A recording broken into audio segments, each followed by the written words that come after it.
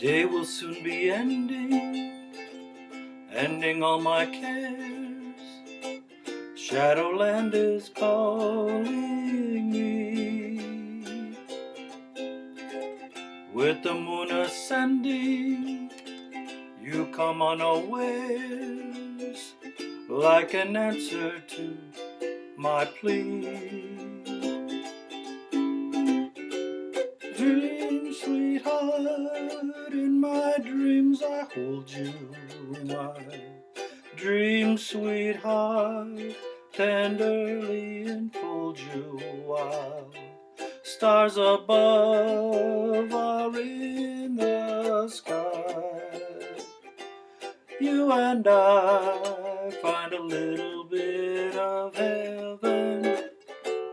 Dream, sweetheart, though you're with me only in dreams, sweetheart. Dawn will leave me lonely to hope and pray that you might come true someday, my dream, sweetheart.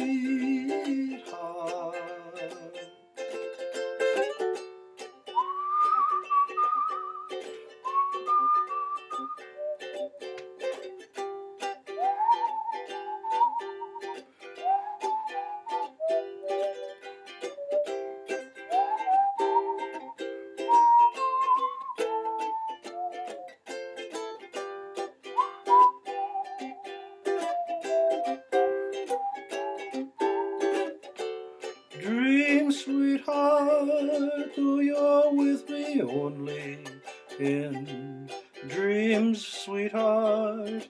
Dawn will leave me lonely to hope and pray that you might come true someday, my dream, sweetheart.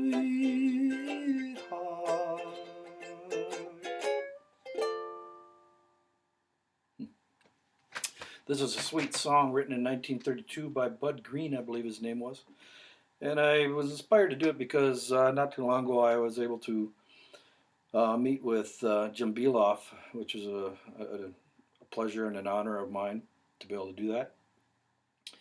And we were talking about Cliff Edwards, and he knows I'm a Cliff Edwards ukulele fan, who in and of himself is an enormous rock star story. 3 marriages, 3 fortunes spent and lost, and dying in a poor man's nursing home. And if you'd like to, I did visit his grave. I have a video of visiting his grave. If you'd like to see that, you can look it up on my channel. But it was inspired by that because Jim said, "Hey, you should do a Cliff song." Well, I'd forgotten that I had, frankly, which I did "Sweetheart of Sigma Chi," which is a Cliff Edwards song. But this one, "Dream Sweetheart," I'd never heard before, and so I kind of fell in love with it instantly. You know, it's romantic schmaltzy stuff, and that's what I like. And a couple things I did in here to kind of pay homage to Cliff. One thing is he had an amazing tenor voice, just one of the most beautiful tenor voices. I don't know how you can not listen to Jiminy Cricket sing "When You Wish Upon a Star" and not think that he didn't have a beautiful voice. But remember, Cliff Edwards also made the song "Singing in the Rain" a hit song long before the movie ever came out. So anyway, and another thing that I did technically, or a couple things that I did technically to try to pay homage to Cliff. And that is one thing that he loved to do, and on the old recordings you'll hear it. I don't know how they mic'd it with their primitive recording equipment for the day compared to today, but they were able to pick up his, when he would do this slide, get that slide from one chord up to its double. So here I've got the D7, which is a barred D7, and I'm going to go to this other D7 up here at the 5th fret, which is 5 6 5 5. So it's an A7 shape: A7, B flat 7, B7, C7, C sharp 7, D7 right there. So you're going down here and you're lifting up this finger, sliding it up to that finger, and you can slide this one as far as you want to get there. So that's one thing that I did in here, and you'll kind of hear that I tried to get that a couple of times. The other thing that I did was, and it works quite well for a couple reasons, and that is, you know, first learning triplets, we do this thumb, finger, thumb, finger, thumb, finger, finger, thumb, finger to do our triplets, right? And there's lots of ways to do triplets, but the way Cliff would do it, he did this little roll thing with all of his fingers kind of, and he did it so smoothly and beautifully. It's so fun to watch. So I've started doing that a while ago for a couple reasons. One thing, that it adds a little kind of theatrical flourish to your strum, right?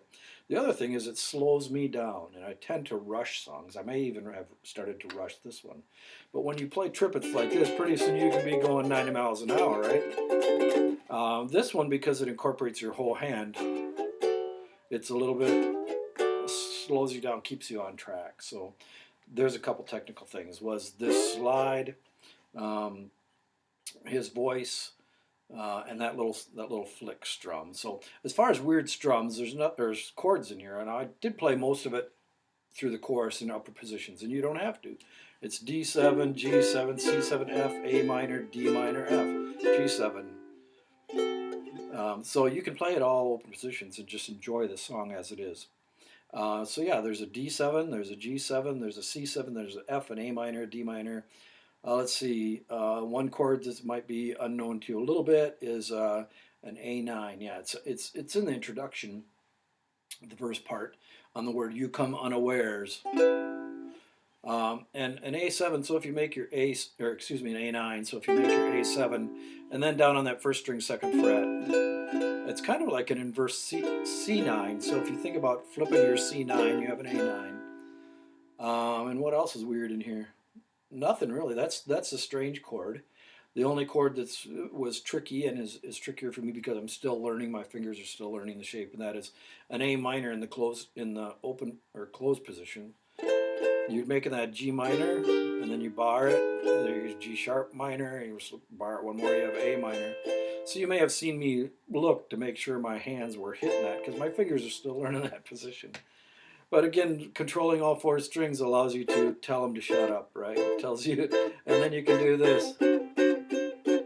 So anyway, don't want to get down the rabbit trails too far, but you can get the song sheet at UkesterBrown.com as always, and it's also included in my booklet that I have there.